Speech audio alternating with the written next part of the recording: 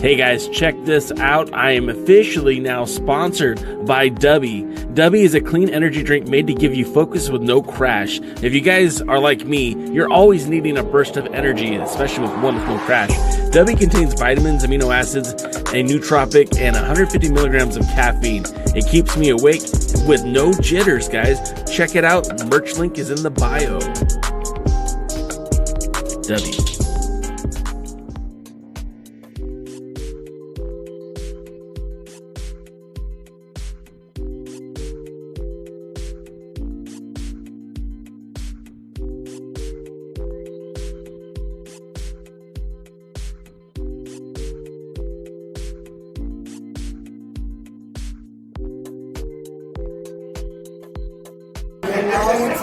The Alliance blog, the Alliance blog. Alliance? If you put an S in front of Alliance, you have Salience. That's Me gente! You already know who it is. The radioactive pop with Danny Limelight, United Wrestling Network World Heavyweight Champion. And make sure you tune into the Alliance blog every week. You heard it here first. Straight from Bobby.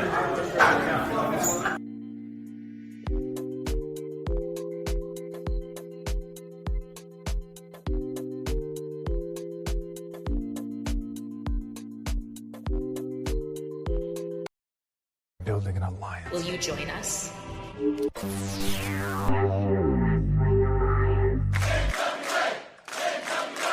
It's showtime. Good evening, ladies and gentlemen. We are tonight's entertainment. You're not here, you missing out, because this show... Ladies and gentlemen. All right, listen up. And now, the moment you've all been waiting for. It's time for the Alliance Guys podcast. I'm building an alliance. Will you join us? What is up, everybody? Maybe, just maybe, the music would stop if I push the button, right? What's up? Welcome to the Alliance Guys podcast, a presentation of alliance-wrestling.com, your number one source for news and information for the National Wrestling Alliance. It might look a little weird tonight, right? Because normally I'm with DKM and Jaden. However, I'm all alone tonight, flying solo, and that's all right. It's okay. Let's talk some NWA wrestling. Let's talk about wrestling in general. Let's talk about power. I'm a little off my game today, and I got to be honest, a little sad. There's late breaking news in my neck of the woods that a wrestling promoter had passed away today. Somebody that I knew fairly well, Adam Ginsberg. If it's true, I don't want to report on something that's not true, but there's rumors around that he has passed away, and it's caught me off guard because I wasn't expecting that news. They were supposed to have a show this Saturday night. There was news earlier today that the show was canceled, and now people are reporting that he has passed away. So a little off guard right now, a little kind of shaken up. Adam was younger than I was. He seemed to be in good health, and so it was very unexpected, very surprising, very disappointing. And that's the thing about life, that's extremely fragile, and nothing is promised, and there are no guarantees. And I can't. I'm sorry, I'm a little distracted, and I promise I'll try to get back to it and get focused here. But I literally just found out about 20 minutes ago, and I've been reaching out to mutuals to see if he's okay or if this is a misunderstanding, but it's seemingly more and more that he passed away. And his wrestling promotion was West Coast Wrestling Company. I had been to a handful of their shows. They promote in my area, not far from me. I'd spoken to him on the phone, spoken to him in person. He was a very nice guy to me, always treated me with the utmost respect. His talent, appreciated and respected him. And it wasn't the news I was expecting to hear. Like I said, they were supposed to have a show this Saturday night. So, man, My condolences to his family, his friends, the people that worked for him. I'm sorry I didn't have something more prepared to say. We're going to try to have a lighter mood. Yeah, we're going to try to have a lighter mood. Anyways, oh shit, it's Thursday. That's the name of tonight's episode of the Alliance Guys podcast because, oh shit, it's just Jay tonight, and that's going to be okay. We're going to do more of a open format. If you guys want to talk about something, throw it up here in the comments. We'll talk about it. Obviously, we are an NWA-centered show. We focus on the National Wrestling Alliance and its rich affiliates and territories. We also include talking about promotions like the United Wrestling Network. We also talk a little bit about MLW, and sometime from time we'll talk about TNA, AEW, the WWE, and etc. Last week I did something crazy, guys. I went to 2 wrestling shows in the same day in 2 different countries. It was kind of wild. I was planning to go down to Tijuana. For those of you who aren't familiar, TJ is just a little bit south of where I live here in Southern California. It's about a 2.5-hour drive from here to the border, and it's about another 30 minutes from the border to the wrestling venue in Tijuana. Maybe not even that, maybe closer to 15 minutes. So on Friday, I started thinking about, SmackDown was in San Diego, downtown San Diego at the Pachanga Sports Arena. And it'd been a while since I've been to a WWE event, and I thought, I could do both in the same night. So sure enough, I left work. I drove all the way down to San Diego, got to the arena just a little bit late, but was able to see most of SmackDown. I got to see Kevin Owens. No, I'm not Kevin Owens. I got to see Kevin Owens versus Rey Mysterio. And those are probably 2 of my favorite WWE wrestlers right now. Rey Mysterio, obviously a Lucha Libre icon. Really cool seeing him in San Diego. It's his birthplace. It's where he grew up at. 619 isn't just nomenclature for him. That's the area code. That's literally where that came from. And so I got to see Kevin Owens and Rey Mysterio. I got to see Nia Jax, and I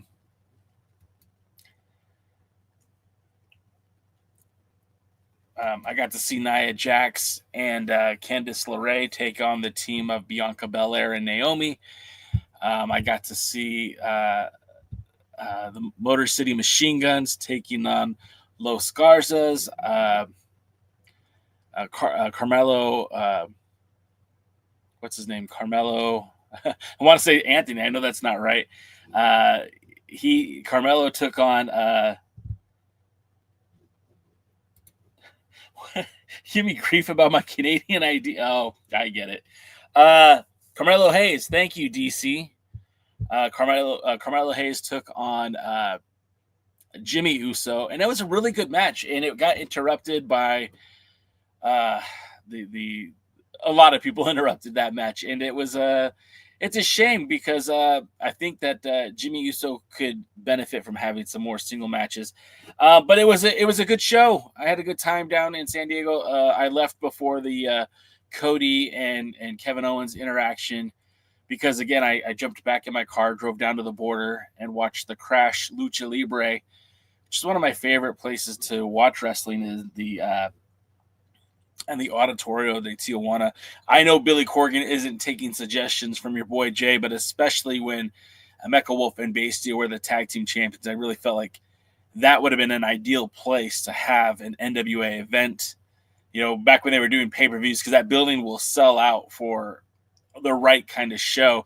This, when I was down in TJ, the card was, they had a bunch of matches. It was a tribute to an Exotico Mamba who'd been wrestling for 20 years. They were wrestling, and they had a the Crash Junior Heavyweight title match. But I think the attraction of the night was having former Knockouts champion Jordan Grace teaming with her husband, Jonathan Gresham, to take on the Beast Mostros, and Masha Slamovich.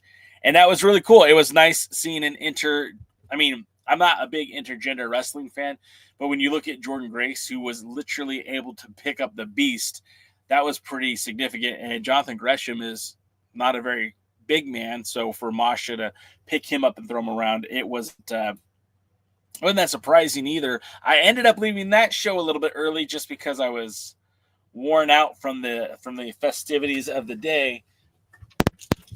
But I was disappointed because my boy Bastia and Mecha Wolf came out towards the end of the show, and I missed that live. So that was a fun evening.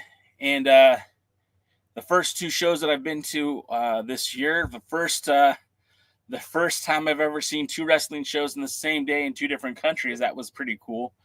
I don't think a lot of people have ever done that, so I kind of pat myself again on the back like Barry Horowitz because I did something pretty cool. Noob said, well, I'm going to go through the comments. We'll get to that in a little bit, Noob. But we do have Noobs in the house. Sam Retro's here. Roswell's in the house. Willie Bowen. Our guy Willie is not a big fan of Tyrus. Do you guys know who Tyrus is? If you're new to the show, if you don't typically watch the NWA, Tyrus is a former NWA World's Heavyweight Champion. He won the title by beating Trevor Murdoch, defeated Trevor Murdoch for the title, only to end up having one of the most disappointing reigns as champion I think you could have ever had. And I'm curious, Jaden, what are your thoughts about Tyrus's run as World's Heavyweight Champion? As Tyrus? I think it was huge. Oh, wait, no, that was Tyrus. I got confused for a second. It's easy. It happens all the time. Yeah. No, honestly, if it was 5, maybe 10 years ago, maybe 5, I've seen him moving better then. If the NWA is a better position to book Tyrus as champion, if they're a better position to create challengers, I think it could have worked. I know people were all whatever, and they're like, oh, he was on Fox News or whatever. The problem is everything was wrong. He couldn't move. He didn't have a good bunch of opponents, and the booking was atrocious. And the fact that he barely ever wrestled made it even worse. Exactly. I think, I do believe that it's hard to distinguish between the politics and the pro wrestling. And every time a celebrity, a sports enthusiast, it's not an enthusiast, a sports performer, basketball player, baseball player, football player, pro wrestler, anytime they get in to talk about politics, you kind of get the same thing. You've got one side saying, who cares about them? They're just a celebrity. What do they know about politics? And then if they're the people that they're supporting on the other side are saying, hey, look, this guy knows what he's talking about, and they put him on platforms. I personally don't like politics involved with any of my entertainment, sports or otherwise. So right off the bat, a lot of people were already not feeling a Tyrus run as World's Heavyweight Champion. And then to compound that with, he had limited mobility. He was not good in the ring. His promos were okay. I don't think anyone could say that Tyrus can't talk on the mic. That's probably the one thing that he excelled at. But at this stage in the game as a pro wrestler, he just didn't have it. And the fact that the NWA committed to him for so long as world champion, I think it wasn't controversial. I think it was just dumb. You know what I mean, Jaden? I think burying your head in the sand and watching Rome burn is not going to be conducive to promoting good pro wrestling. When people are talking about how terrible his wrestling is, and then on top of that, how bad his promos, or not promos, but his in-ring was.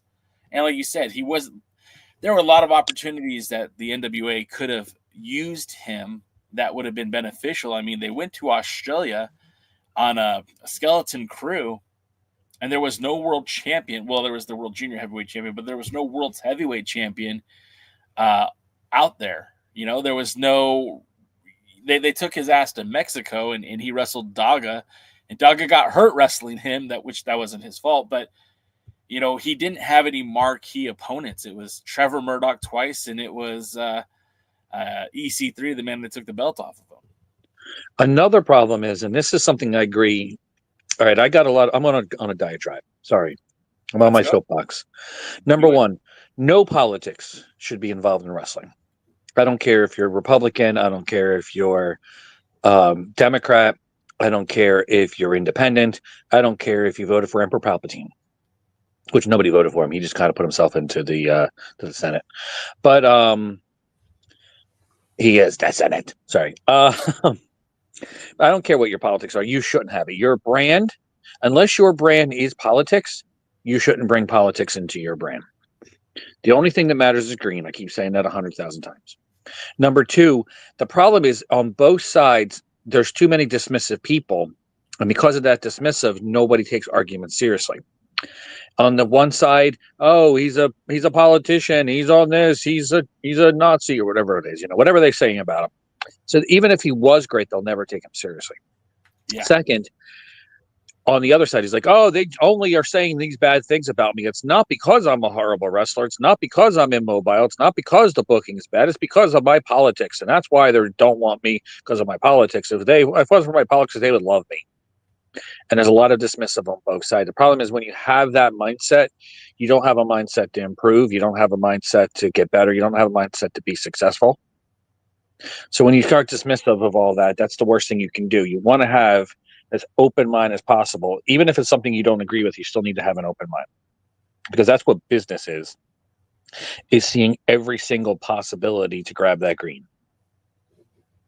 Yeah, I mean, and with that being said, too, like when you think about it,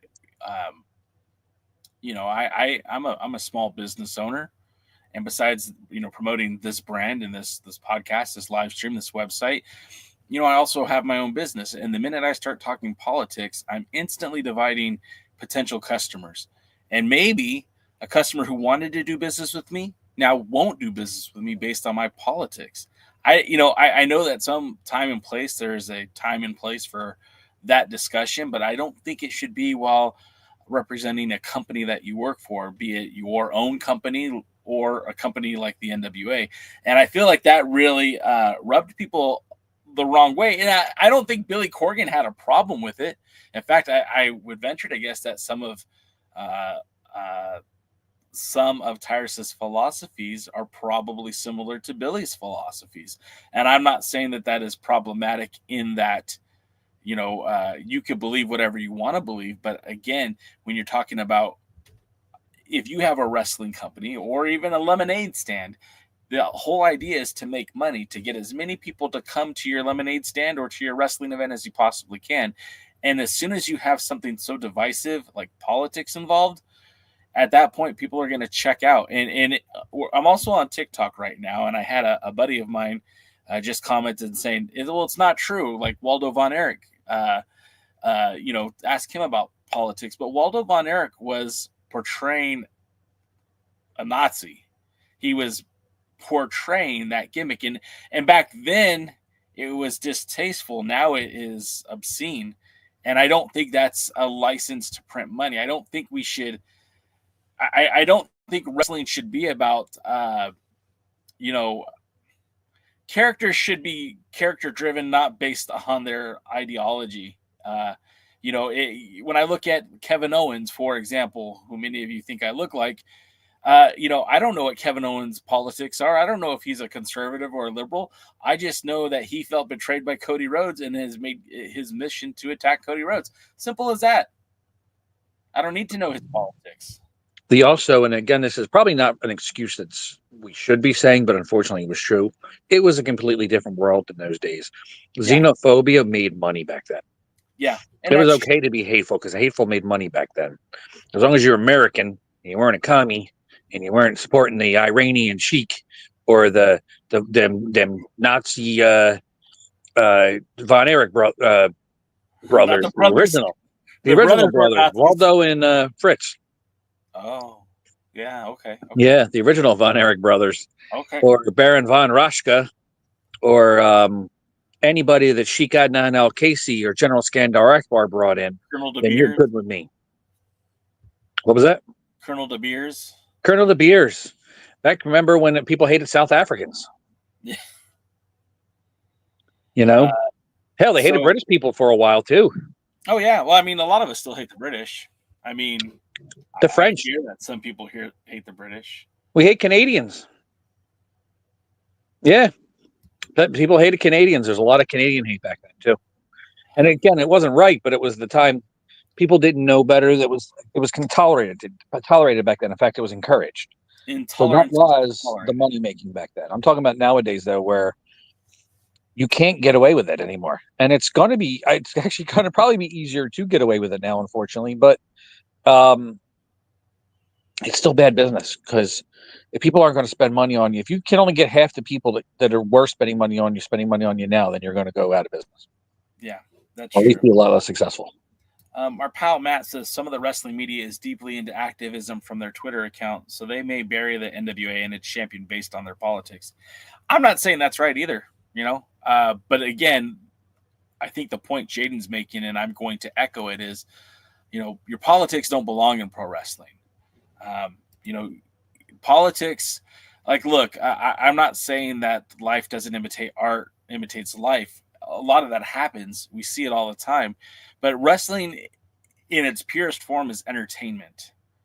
Just like baseball, just like football, just like basketball, like NASCAR, like the UFC, like Marvel superhero movies. They're all entertainment. It's an escape from the reality that we live in. And some people love the world that we live in right now. Some people hate the world that we live in right now. And I think ultimately it makes sense that if I want to be in this escaped reality where I can what's the word I'm looking for? I could suspend my belief when it comes to pro wrestling and treat these men and women like superheroes, right? I don't necessarily need to have politics in the corner talking about this, that, and the other thing. You notice how when Undertaker was an active wrestler in the WWE, you never heard him talk about his political affiliation or anything like that. You notice how Kane, when he was wrestling, you never heard about his aspirations to be mayor of Knoxville. And I would even further punctuate that is none of these wrestlers did that when they were still working, because they knew that wouldn't be good for business. You've got Hulk Hogan now ripping off the sleeves off of his suit at the Trump inauguration, and it's like, okay, man, I get it, but like, just know that what you're doing is going to entertain some and infuriate others, and that's not the best forecast for like when it comes to trying to make money. I kind of find it funny what you're mentioning about Billy Corgan and whether you were speculating what his political thing might be. And yes, he 100% should drop the parent character. He should have dropped it even before any of this. Yeah. But I find it funny he's friends with Bill Burr. They're related. They're related? That's like, I don't know if you saw that. Did you watch the clip? No, I was doing stuff. So they're not like friends. Okay, so there was this speculation, and I don't know how true any of this is, right? There was speculation that Billy Corgan, his father was a musician, and his father, kind of Johnny Appleseeded around. Yes, there we go. And it apparently Billy Corgan's mother told Billy Corgan that Bill Burr might be his factual brother. And people are like, what? No, really? Like, they're both named Billy. That's weird. Bill, Bill Corgan, Bill Burr. And so they brought Howie Mandel brought both of them on to his podcast. And I guess Bill Burr didn't know that Billy Corgan was going to come on. And he's like, what the fuck? He was pissed. And he said, hey, you think maybe because I never brought that story up that maybe you shouldn't have brought that story up? Oh. So I don't know if that's true or not. I kind of hope it is, just for the sensationalism, right? And they were even talking about how weird it is that the dad named both of his sons Billy or Bill. Maybe the mother did. Maybe, but it's just so bizarre. So no, I don't think they're friends. I don't think he has anything like personally against him, but like I'm sure he's not happy with him. Bill Burr. contact me. We're going to resurrect the AWA to go against Billy Corgan's NWA. It'll be like a civil war, brother against brother. Yeah, brother. What all this started because I wanted to do a Tyrus joke of the day, and I totally missed it. So Willie, I apologize, but here it is. Wait, that's not the joke. Here's the joke. Hey guys, Tyrus got a new job. He's playing furniture in an adult video. Wow. Tyrus the casting couch. Oh my god. Are you saying that? No, I'm saying that he literally is big enough to play the couch. I wonder if Piper Perry and a bunch of African American gentlemen are around him. Oh God. You know the visual. I know what you're talking about, and I don't like it. He doesn't like black people, so it's even. Come on. That's low hanging fruit, man. That's Willie says Tyrus wrestled a rotisserie chicken. He wrestled a rotisserie farm. Oh my God. And then Willie also said that Tim Storm should have dropped the Baron character gimmick. And I think I know Jaden's point of view on that, and I kind of agree. I don't think it was in good taste when they brought it in, especially after the passing of Jax Dane. I don't know where you actually even go with this gimmick. Jax was tied to that gimmick in that he was, the Madman's handler. He was handling the Baron, and now that he's gone, it just seems like, do we really need this gimmick? And I know that they've already, Tim Storm is supposed to be wrestling PB Smooth on the upcoming taping, the matches that happen in Forney, Texas, the NWA Shockwave. But I mean, we're not going to even see those matches until probably, I don't know, summertime. I don't even think Timmy Storm's hand's big enough to hit that forehead with a claw. He's got some meat hooks on him too. That's an interesting question because that guy does have like an 8 head. He thinks in tomorrow. Matt says no. Bill Burr's dad is a dentist. Okay, the man he might have called dad is a dentist. Okay, I'm just going off of what I saw in the Howie Mandel clip. I sent that to both Jaden and DKM, and I thought I didn't send it to you. I just sent it to DKM, and I said I've never seen someone less excited to see Billy Corgan. Not even NWA fans.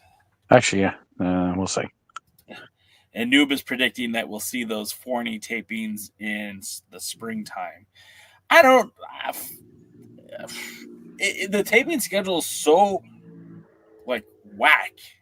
And we talk about this every week. So I feel like I'm beating a dead horse here, but they're literally getting ready to tape things in February for stuff that we probably won't see until like April or May, right? Because they have one more episode from the TV tapings prior to Looks That Kill. Then you got 4 weeks of Looks That Kill. Then there's more TV tapings after that. And then you've got the Forney show. So like that's at least another 8 weeks, maybe 12. That's 3 months. We're January 23rd. In 3 months, it'll be April 23rd. Like, it's so crazy to me that they could be a 3 month behind on their scheduling. And look, there's already spoilers out. There's a match announced, and maybe this isn't a spoiler, but there was a match announced in February. And why is EC3 holding the world title? What's going on with that, NWA? You can't keep doing this. You can't keep trying to hide this stuff. If the other promotions are if they were going to use your world champion, they're going to promote that they're using your world champion. I notice there's no NWA logo on that advertisement. Yeah, that's actually against the NWA's policy, in case you're wondering. Billy Corgan probably thinks his TV schedule is good, according to Sam Retro. I don't get it, and he's got to feel like, yeah, Double D, that's Lady Frost's husband. If they're still married, I don't know. Why would I say that? I don't know. I think Billy Corgan has to know that schedule sucks. Like, unless he's planning on another pandemic. I don't think even if you're planning another pandemic, it's still a crappy schedule. Like, I, I have all these things I want to say, and I don't even know how to get them out there. Right? You look at the NWA; they eliminated their pay-per-view formats because they were going onto the CW app, and they wanted to put the best content on the CW app. That's kind of what they mentioned.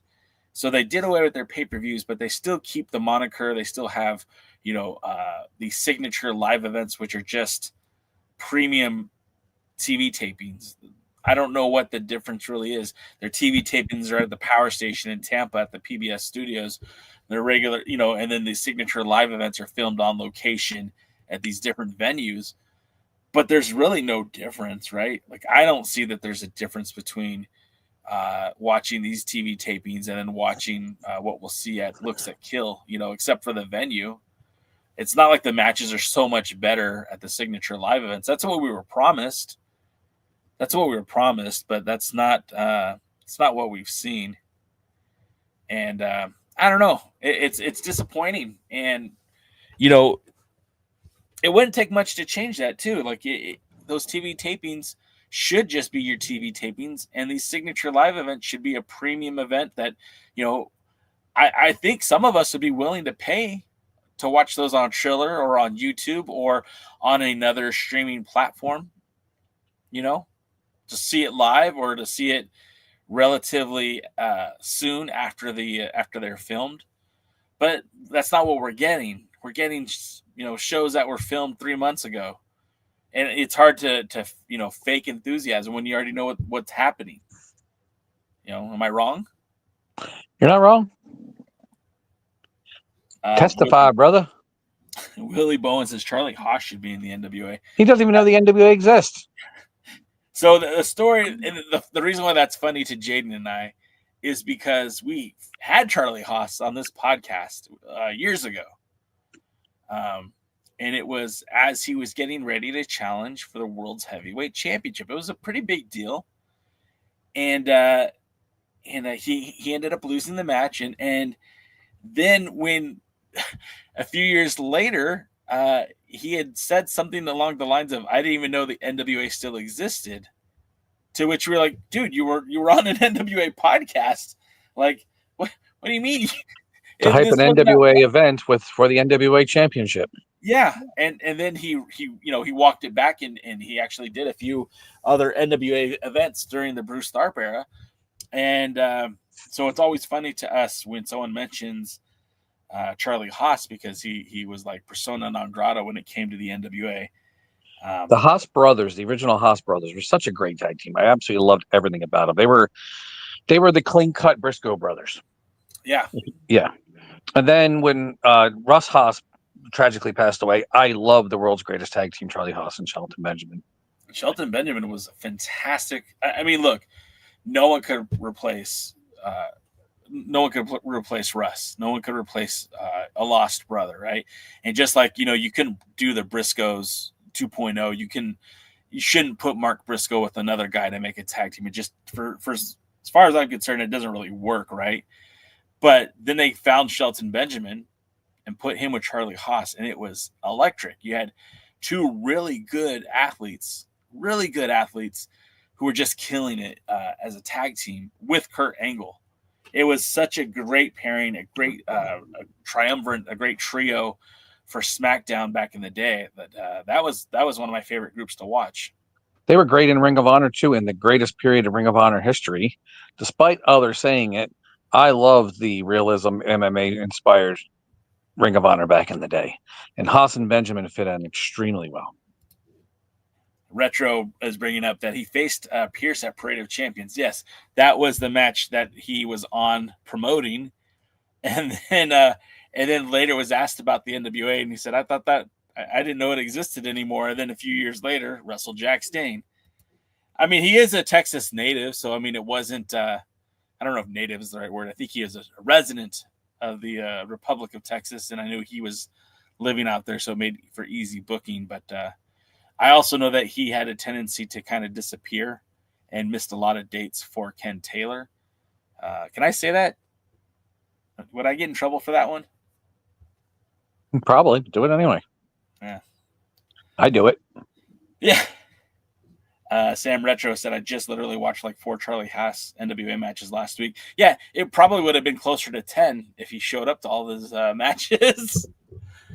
Oh, man. He also probably would have been NWA National or North American Champion, too. Yeah, I think the plan was to put the national title. I think because he flaked out like that, I think that benefited Lance Archer. I think Archer... I know Archer won the NWA Texas title. I don't know if he won. He was a North American champion too, and won half of the tag champions. But that came much later. Tag champions. Yeah, I believe I'm 90% sure that Archer was North American champion. I hope I'm right now. I'm second guessing myself. I'm gonna fact check you on it. He was the World Tag Team Champion twice with Harry Smith. He was a Texas Heavyweight Champion, and he was a Tag Team Champion 2 times with Kid Cash. But no, never held the North American. I think he challenged for it, but he never won it. Jeez, I seem to remember him being it. Maybe he was supposed to be it. I think he was too. But remember, he jumped back to the WWE for a short minute too. So that might have been around the same timetable. His original gimmick was called Dallas. Yeah. And he's NWA Tag Team Champion then, I think, with Kid Cash. Kid Cash, yeah. Yep. And that was in TNA. That was in 2004. And again, not long runs as champion, but I think a total combined of the 2 reigns as like 57 days. So I mean, not awful, but not great. He could have held any of the NWA titles. Well, and remember when they brought him in to face Aldis in Texas for one of those wrestling promotions out there in Texas, and they didn't even give him a 10 pounds of gold. And I'm thinking, and I even told Lagana this, I'm like, that dude's a big deal. Why aren't you guys making a bigger deal out of that? He was a 2-time tag team champion with Kid Cash in the TNA era, 2-time NWA tag team champion in the pre-Lightning One Bruce Tharp era, held those titles in Japan, right? Like, it was a big deal. They were a great tag team, and he was a former NWA Texas champion. And then they, persona non grata, they didn't give a shit. And I always thought that was such a weird way to roll with that, because he had such a presence. Even right now, Lance Archer in New Japan Pro Wrestling, New Japan Strong, when he shows up there, or in AEW, I mean, he's not a world champion there, but he's certainly like a threat every time he steps in the ring. And imagine that guy being in the NWA today. Would he not be one of the top guys if he was somehow invited to be part of the National Wrestling Alliance? Maybe he didn't like Billy. Maybe Billy didn't like him. Maybe. Maybe he didn't like grunge or whatever Billy Corgan calls his music. What do you call Billy Corgan's music? I don't know. It's been labeled grunge, but I would never have called it grunge based on the sound. It's just by proximity. It was grunge adjacent. It was grunge adjacent, exactly. Like that.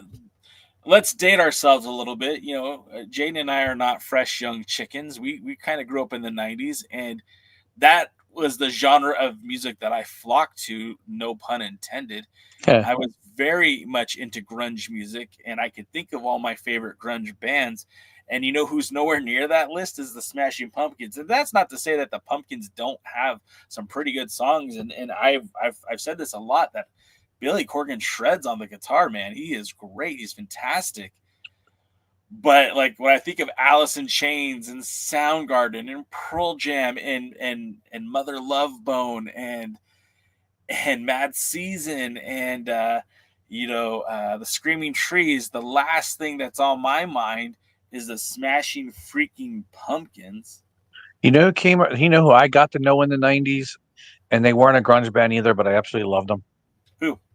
Dr. Skitch and the Shrimp Shack Shooters. Hey-oh! They were no one-hit wonders, that's for sure. They did that thing you do. Yeah. Yeah. I love you for that. I would give you a hug if I could. That's terrific. Didn't see that one coming, really. No, as soon as you're like in the 90s, I'm like, oh no, he's going there. He's going there. See, Matt got my joke. Matt got my Flock, joke. yes. Nevermore. Then Double D says, despite all my rage, I'm still just a rat in a cage. My middle school football team's entrance. Oh, middle school. I forget how young Double D is. Double D, the family man. He's gonna be a dad. Over Metal. See, yeah, Blind Melon. Okay, we just took a whole churn here. Blind Melon. All I can say. Sorry. If that's the only song you know from Blind Melon, and I'm not mad at you if that is, but do No. yourself a favor and go do a deep dive on the Blind Melon first album. It is killer. I love that album from top to bottom. And Change from Blind Melon is one of the absolute greatest songs I've ever heard. It isn't the only song I know by Blind Melon, but it does make me think of this gorgeous, gray-eyed, dark-haired cheerleader named Jamie that I won't go into anything on that. All right. Double D says, I'm 27. I'm not young anymore, Jay. Double D, like I'm 20 years older than you, brother. You're still a little wet behind the ears as far as I'm concerned. No disrespect intended. I'm an old man now. I'm becoming the elder statesman. Not compared to DK. Well, no, but he's not here now. In reality, I'm the youngest guy in the Alliance that does these live streams, and I'm 46. So we need to get some fresh blood. So Double D, let me know when I can recruit you in. What about the other Alliance guys? Any of them younger than you? No, they're all older than me. I'm the young guy. Wow. Willie says, I mean, they're older than me too, because I'm not that much older than you. No, you're like you and Jeremy are about the same age, I think. Okay. Scooby's older, DK's older, and Tim's older. I'm not exactly sure the number, but I know that I'm the youngin. Well, DK was around when the Dead Sea was just sick. It was just had sniffles. Willie Bowen says he'd rather listen to the Spice Girls opposed to grunge music. Willie, I don't hate you for that, my friend. I have all daughters. I hear a lot of Spice Girls. Right now we hear a lot of Taylor Swift in the house. Actually, right now we hear a lot from the Wicked soundtrack. Real quick, back in those days, I was a Ginger Spice guy. But as I get older, Scary Spice. That's how you know you're getting mature. Why do we have the same brain when it comes to that? 100%. I don't know. 100%. Like when I was in the 90s and I was like, oh, Ginger Spice, man, that's what I'm talking about. And then as I got older, I'm like, that's Scary Spice. You know, she got a thing or two. Yeah, I agree. Double D said, I got the gorgeous dark-haired teenager to grow up and become my wife. Now she coached the high school cheer team too. Why are you bragging, bro? She have gray eyes? Does she have gray eyes? Look, my wife is a smoke show, so I don't need anything else. I don't want anything else. I'm good. Real quick, does she need a fundraising for her cheerleading team? I should contact Dr. Lauren Zirconium. You know, Double D's like in upstate New York. You guys might be able to do something. That is a long ass way away. Upstate New York. I had a girl up there, gorgeous little blonde named Justina. Justina? Little German blonde girl. You told me about her. We can't say that on the air. Yeah. Willie Bone says, same here. I love Ginger Spice. And then I still wouldn't kick her out of bed for eating crackers. Now we serve everyone here. Overmetal says, scary, ginger, posh, greater than the rest. Retro says it's not that far. Double D's closer than he is. Yeah, I mean, I know that those are my New Yorkers, and I know they're upstate. 7.5 to 9 hours, depending on which part of New York you're trying to go to. But I've made it much faster, which is why I don't currently have a license. Yeah, that's crazy, man. So oddly enough, and I didn't bring this up earlier, but so as you guys know, Southern California is all on fire right now. And something that they are doing to kind of help stop more fires from starting is that we have some really crazy wind for this state. It's bizarre. It's crazy.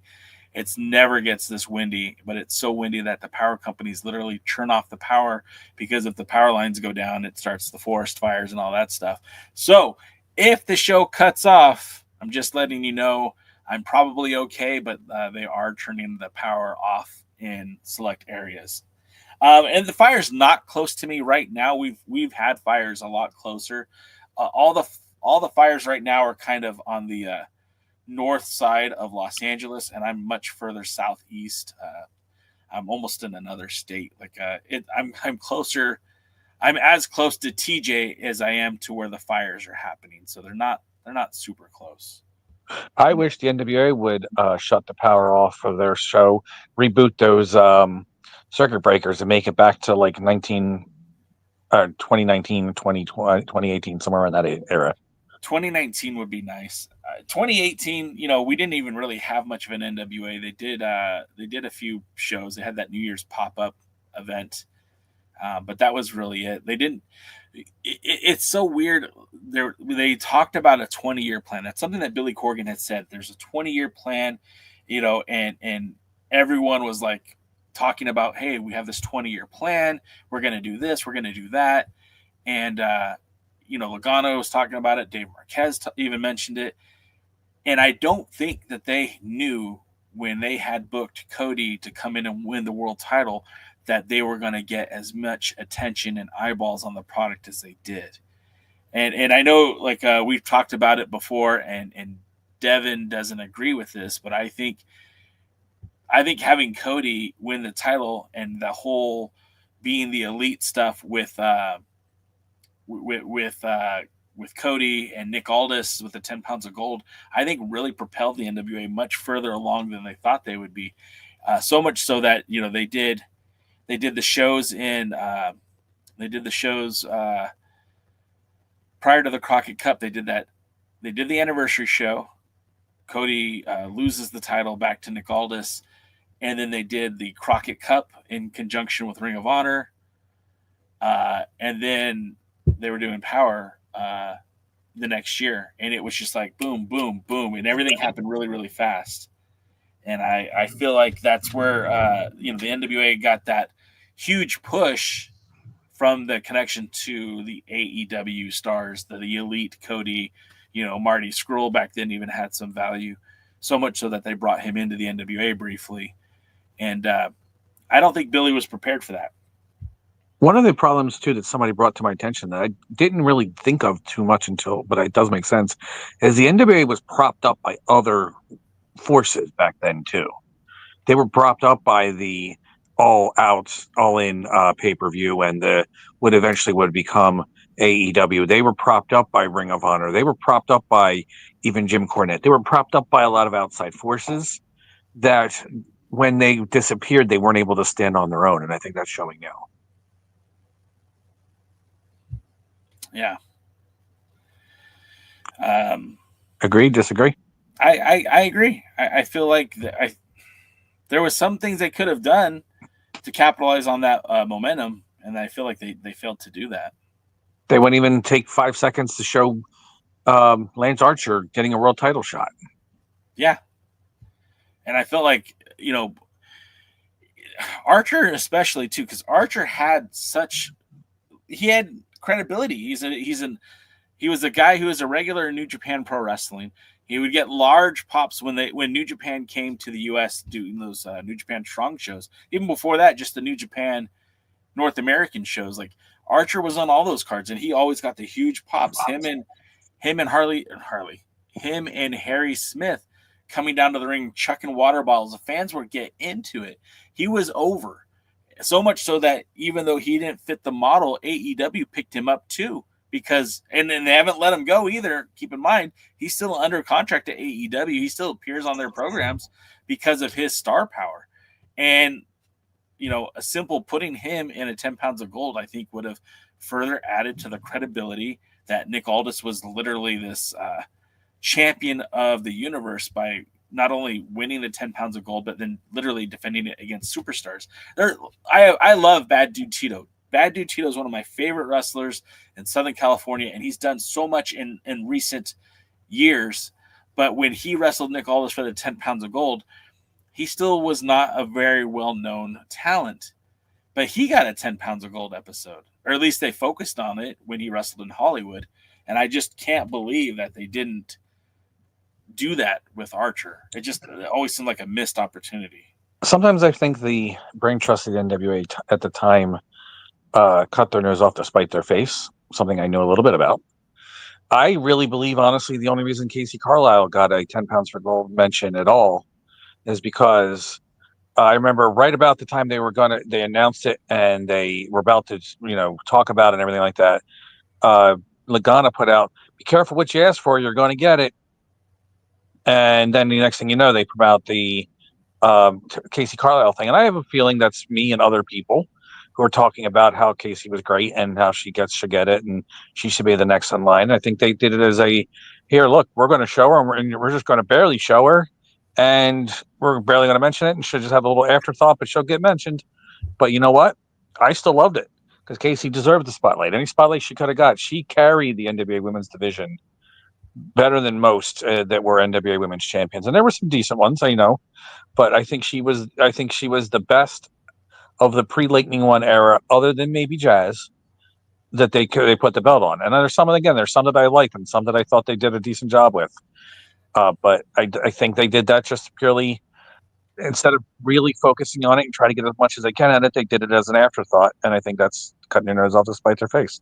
Maybe I'm wrong. Maybe somebody will tell me. But Matt wants to know: is that why you wear a lucha mask because you have no nose? Yes.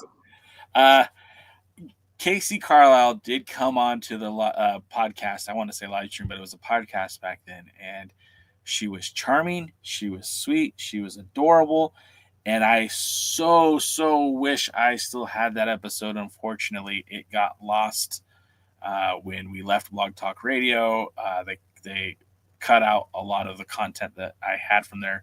And unfortunately, when I thought I had downloaded it, it did not download properly, and it's lost to the annals forever. And she was such a sweetheart. She got a ticket for being on her phone in the car on that podcast. And I think I even offered to pay for her, but she wouldn't let me. She was on a couple of them too, wasn't she? I can only remember the one that she was on. We had Santana Garrett on a lot because her papa Kenny G was super supportive. Not of just her, but of our little podcast too. I like Kenny G, and I like Santana Garrett too. She was another one that I thought did a good job, and never got her true desserts. The one thing flowers, I really hate that damn expression now. The one thing I'm glad that they did for Santana Garrett is they had brought her back in. I think 2 times now, but she was the one to wrestle for the title when Jazz was unable to go, where she wrestled Allison Kay. Santana Garrett wrestled Allison Kay for the vacant title that Jazz relinquished. And Allison Kay, still love her too. Wish she was back in the NWA. But, Santana Garrett had the pedigree from the NWA. She was a former women's world champion. She held it wasn't the Burke then. She held the women's championship and actually wrestled in Stardom as the NWA women's world champion.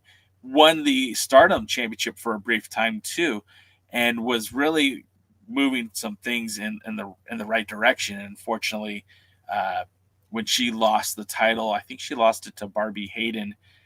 She stepped back from the NWA, and I think briefly was working with the WWE for a while. She at least did the Mae Young Classic, at least. Yeah. She held the old booby belt back in the day. Yeah. They had they had the nice belt for her. Like Casey had the 34 pounds of ugly leather and gold. Yeah, the battleship. Yeah, the battleship. In the chat that I'm also on TikTok, guys, tiktok.com/the Alliance blog. And my pal Chris brings up the fact that the NWA, one of the biggest problems that the NWA has is the talent evaluation retention staff. Ricky Starks just passed through. There's a little bit more to it than that. I just want to address that real quick, because Ricky Starks, they did put the TV title on him, and I believe there was always going to be a plan for Ricky Starks. However, the global pandemic shut the NWA down, and he had 2 options. He could, ask to be released from his contract and go pursue other opportunities, or he could sit around waiting to see what the NWA was going to do next. And I can't fault a guy for taking a chance on himself, and I also can't fault the NWA for allowing him to do that. I mean, right now Tony Khan's being vilified for not releasing, Ricky Starks, for not releasing Phoenix, for not releasing Malachi Black. All these guys who want Miro, they all asked for their releases and have been denied. I think it's kind of cool that Billy did allow some of the talents out of the contract when he could not use them. And I guess it did come down to money. I think that had Billy like countered with more money for Ricky, he probably would have stayed. But much better for him to get that opportunity for AEW, and obviously not now because he's not on TV. But at some point, I expect to see him go somewhere else. I can't hold him forever. And Rosville says, prisoners of professional wrestling, let my people go.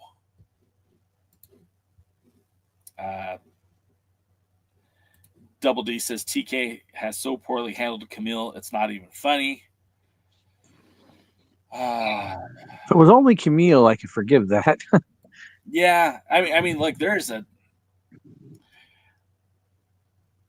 I was doing a lot of thinking about Tony Khan recently, and with TNA, or excuse me, with AEW, when he Was that a Freudian slip?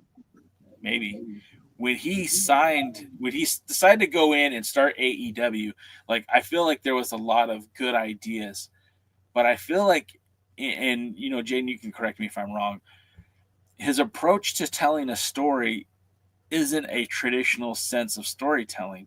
And I can get where, like, hey, maybe he just cares about the matches, but that's why I think it's important to have people to help facilitate this and to help bring in the storytelling. And it's not like there's a shortage of good storytellers out there. We know that, the former boss of TNA, Scott D'Amore, he was credited with a lot of the success of TNA's comeback. He's just been sitting at home. He did Maple Leaf Wrestling, and I feel like he would have been a great addition to AEW. And I feel like, on top of that, there's people there that could have, should have, and still should help grow that brand. And I don't know, it's Tony's money, so I don't know that he even cares. It's like he's still doing what he wants to do. And if tomorrow, Warner Brothers Discovery decides to, okay, we're canceling your show because the ratings aren't good, he could still afford to do all this and just put it on YouTube if he wanted. By the way, people think like, oh, you got a 2-year contract, you got a 10-year contract with television. Most, if not all, major television stations all have outs. Yeah. They can get rid of you for various reasons. And ratings is definitely still one of them, even if it means less now than it ever did. And the problem is Tony Khan's not known for, the Khan family is not known for hiring the right people, because they could hire the right people to run their football team and their soccer teams too. Yeah. They've never done that right. So what are they going to do what makes you think they'll do it with AEW? Yeah. Well, and then the thing that I was thinking about is, and I'm sure a lot of people were happy, and I know that in the chat, James H. Jackson's talking about Ring of Honor, and there's a lot of talk about Ring of Honor, and obviously Tony saved Ring of Honor. I mean, it was on the brink of filing for bankruptcy, and who knows what would have happened had Sinclair sold it to somebody else. But just thinking about Tony and the ambition that I see from him, like I kind of wish he would have spent that money on procuring the rights to Pro Wrestling Guerrilla out here on the West Coast, maybe even buying the building that PWG was wrestling in Reseda, or even the Globe Theater in Los Angeles, and just doing monthly pay-per-views there. All the talent that Tony has under contract. Freudian slip number 2. Yeah, most of those guys came from PWG. And if they were able to do like a PWG event monthly and not a TV show, just what PWG was, just throwing matches together, good matches, without the, without the auspicious task of trying to do, episodic programming TV, you could have just had fun pay-per-views every month or every 2 months or whatever, and given your guys a place to work where, that fan base was tailor-made for AEW. prior to being a regular TV show. I wonder if Tony Khan tried to buy Billy Corgan, make him one of his action figures. Wait, you said Tony Khan buying the NWA so he could make a Billy Corgan action figure? No, he tried to buy Billy Corgan so he can make him one of his action figures, like all the other action figures he has under contract. I mean, so Billy's got money, but he doesn't have Tony Khan money. Yeah. He doesn't. And I think, I honestly believe if Tony said, hey, Billy, like, look, I need a developmental, I've got Ring of No, I'm not Honor. talking anything about the NWA. I'm talking about Billy Corgan. Well, Just buying Billy Corgan. Put him in his little collection in his little plastic box still in package or whatever. Just, and hide him like the rest of the wrestlers he likes to hide. But what? Shit. By the way, Rosville points out the obvious here. Khan and Corgan have a lot in common when it comes to booking. Yeah. Can you imagine if they both decided to merge together and become the Corgan Khan alliance and became the co-bookers of some wrestling promotion? I would almost want to see that just because I'm a major troll. You are a major troll. Real quick, Sam Retro says because TK is delusional. Double D says that Diamore was backstage at NXT like 2 weeks ago. I don't know what's been coming from that. He was also backstage at a AEW event recently too. And again, I'm not saying anything. I don't know. Scott Diamore, it could, he got a big payday when he left Anthem. They paid out his contract, and only recently did he become available to work other wrestling companies. He can be content just doing Maple Leaf Pro Wrestling there in Canada and never look back. Or, I mean, he could work with Tony. He could become like a development for AEW ROH. He could become a development for the WWE. It's kind of like all open at this point.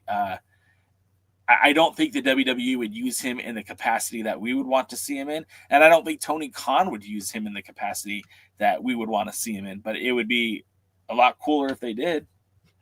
Scott Diamore also is very wealthy. People don't know that. Yeah. Well, his family is. But he's gotten some of that too. I heard he's got a swimming pool in his living room. Legit. Does he have a money bin, though? Nobody's wealthy until they have a money bin they can swim in. Like Scrooge McDuck. Like Scrooge McDuck. Yes. Matt brings up that Malachi Black will be in CCW, where's the joint show this year with CCW. They didn't do one last year either, Matt. Thom versus Malachi would slap if he's in WWE in March. Yeah, maybe even sooner. There's rumors that he's already signed to the WWE. They were specifically pointing to an angle that they might already be building for Penta and Malachi Black under the guise of Chad Gable bringing in Malachi to handle his luchador problem. If he's still under contract, he can't be signed. Yeah, well, they say that he's not under contract. I mean, who knows? At this point, who knows? Sam Retro says, I'm going to be going to the theater in NWA gear for Queen of the Ring movie. I almost forgot that was coming out. Me too. Go Felicity. You know who else is in that movie that you will remember is the another sidekick from a superhero movie, the Deborah Ann Wool from Daredevil. I guess she's also in the movie as well. I liked her in Daredevil, but I liked her better in True Blood when she was a redhead. She was a redhead in Daredevil. No, she was a blonde, wasn't she? Was she? I believe so. Maybe you're right. Yeah, I never watched True Blood, but I did really like her in Daredevil. James H. Jackson says, Jay, I mean, look at ROH. He uses big name wrestlers and does the show weekly on Honor Club, and he's not making money on it. So he just does it to do it because he has the money. Exactly. Look, I'll be honest, man. If I had Tony Khan money, I'd be doing the same goddamn thing. Although my intention would be to make something out of it, to make something more out of it. Like, I don't know. To me, I grew up being a huge Chris Jericho fan. I can say grew up, but like I was a teenager when I saw Lionheart Chris Jericho debut in WCW, and then later saw some of his ECW matches. I'm like, this guy was fucking great. I loved Chris Jericho. I think Chris Jericho today is an abortion. Well past his prime. Well past his prime. Can he go? Not No. really. I mean, I wish he would go. Never come back. Fall off the boat in his cruise, please. Hit his head. Think he's a carpenter. If that's an Overboard reference. Yes. If Jericho were to, I don't know, if he was like a semi-annual wrestler, they brought him in, for big events, and he was over as a baby face and doing stuff like that, kissing babies and stuff, maybe I could handle it because he's not awful in the ring. He's just awful in the ring. He's the next Tyrus. Oh. He's almost getting as big as Tyrus. Oh. Sam Retro says Y2JB, Austin, and Rock in one night, legendary. Yeah, but that was also like 25 years ago. He ain't Y2J. He's why you here. Why you here? Yeah, so sadly, I look at ROH and I'm like, I probably would do the same thing, but I think my intent was for it to be successful. Like I want you to like my storytelling, but if my storytelling isn't working, then I'm going to bring someone else who could tell a story that maybe you will like, because ultimately, if I'm doing it, I want it to be deemed successful, Chris Shoemaker in the TikTok chat mentioned you're looking at it long term, which they don't. And yeah, I mean, I think there's some truth to that too. They see this as like this is the here and now, not the long standing, like the way that we tend to look at it. You're saying Tony Khan doesn't have a 20-year plan? Do you think there's no way he has one, right? I don't believe Billy has one, at least not one anymore, or it's not the same as the 20-year plan he had. And you know what? Be honest with you, plans should always adapt anyway. They really need to be, but yeah, I agree. I don't think it makes sense to do something where, where you were last year is not the same where you could potentially be 5 years from now. And if you're only looking at it through that scope, like you're really missing out on some things. Because when's cause change, you got to have course correction. Yeah, always. And if you're doing something and it's not working, then you need to go and change it to make it work. There's no sense in trying to do something like that and it just not. If it's not working, you got to try something else. WWE brought in Ox Baker. WWF brought in Ox Baker because of all the heat and money he drew in one of the wrestling promotions, and he was so bad, even for WWF standards, which was the land of the plotting giants, if your name wasn't Slaughter or Patterson. He was so bad that they took him away and made somebody else in his place. And I love Ox Baker. He's one of my favorite people I ever met, but he was never a good wrestler. But when you know you're so bad that you can't be as good as that, WWF, where the bear hugs and headlocks was ruling, then you know that it was bad. So they had to go completely change their plans for Bruno and everything else. They had to change everything that they were going to do. And letters from the corrections and retractions department. Our boy Matt was correct. They did do a show last year, CCW and the NWA Viva Revolution at the Revolution Live in Fort Lauderdale. So I stand corrected, and I never feel bad about someone correcting me if I'm wrong about something. I feel like I'm okay to say that I make mistakes. But we're talking about a year ago. The NWA doesn't have anything in the forecast with CCW. I mean, maybe that'll change. Obviously, like we just talked about adapting to plans. Like Hard Times hasn't been in the same month since its inception for an NWA pay-per-view / live a signature live event. And initially, it was like a January event, and then it was pushed into November, and it's been in December, and now it looks like it'll be March of this year. So it's all over the place. It's hard times, baby. It's hard times. That video was popular. The one that I screen capped your commentary, your Dusty impression. Yeah. And then I put Dusty on top of it. It did well on TikTok. Weird times, baby. No.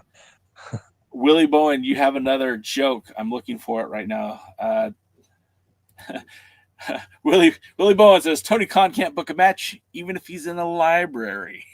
That's good. I like that.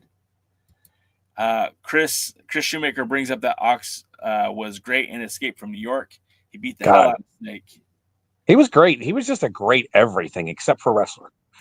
In the ring, God, he can create heat. That ride, if you could go look up the ride he did with who was he started right with?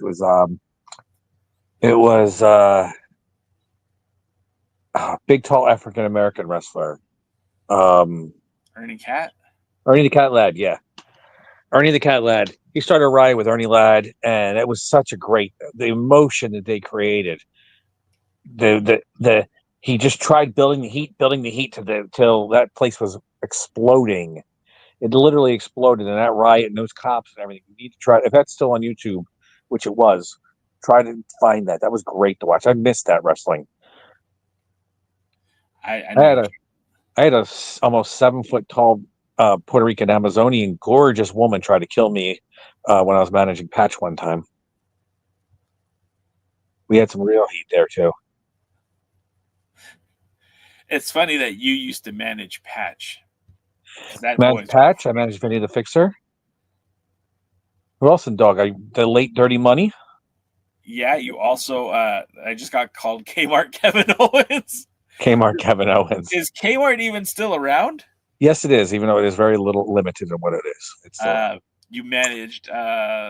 Still a few Radio Shacks too. I managed a lot of people. I'm thinking about people currently or have still an association with Dog.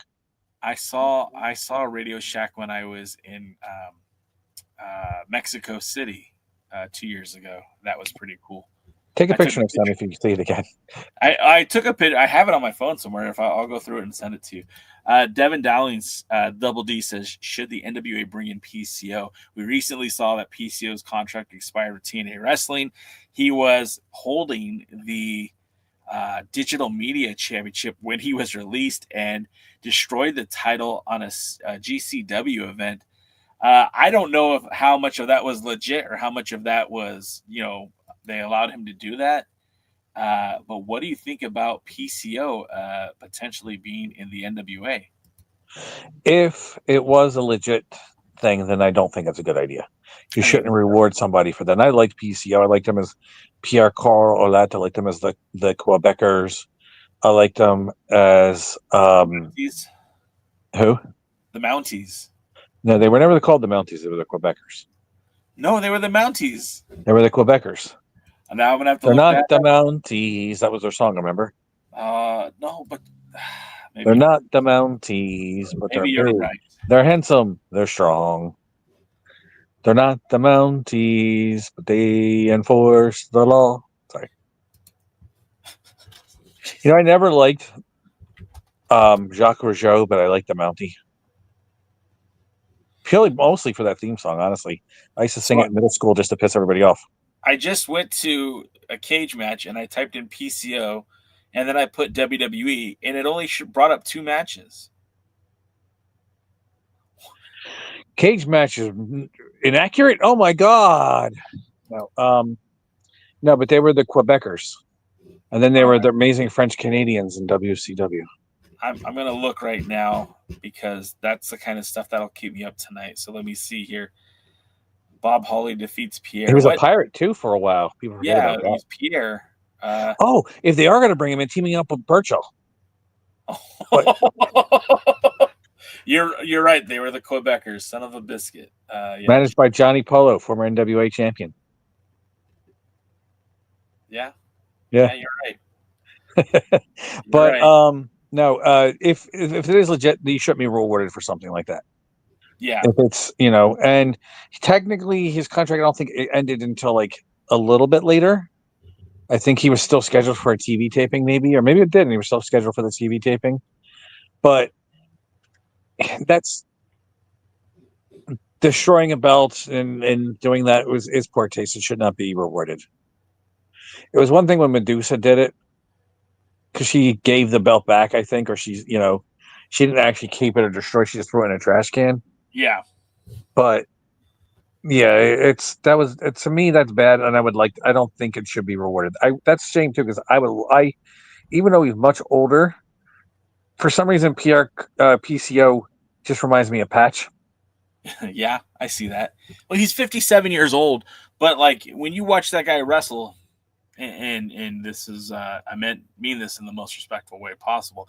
At 57 years old, he's better in the ring than some of the guys are currently, and he seemingly feels no pain. Like I've seen him do dives to the concrete floor and get up and continue his match. He's a former NWA World Tag Team Champion, don't you know? Don't you know? So I don't have a problem with it. On the side note that he did not destroy that belt without the permission of TNA Wrestling, because if he did that on his own, like that's pretty rough. I used to say that Jerry Lawler is better than 90% of the wrestlers out there, and DK would have a connection fit. Okay, and then James H. Jackson said he had a replica belt. PW Insider and Fightful said not the real title on that GCW show.